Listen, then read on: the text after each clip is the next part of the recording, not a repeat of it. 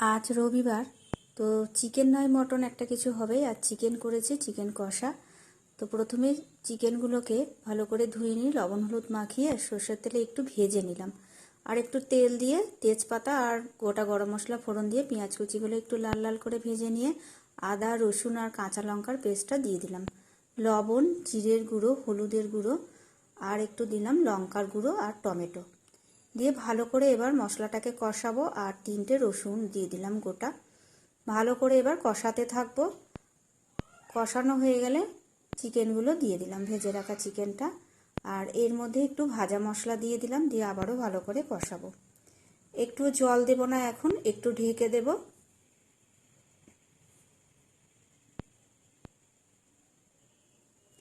ব্যাস, ঢেকে ঢেকেই রান্নাটা করে নিলাম। আর নামানোর আগে গরম মশলা দিয়ে নামিয়ে নিয়ে ভাতের সাথে গরম গরম চিকেন কষা খেয়ে নিলাম। ভিডিওটা কেমন লাগলো অবশ্যই জানিও।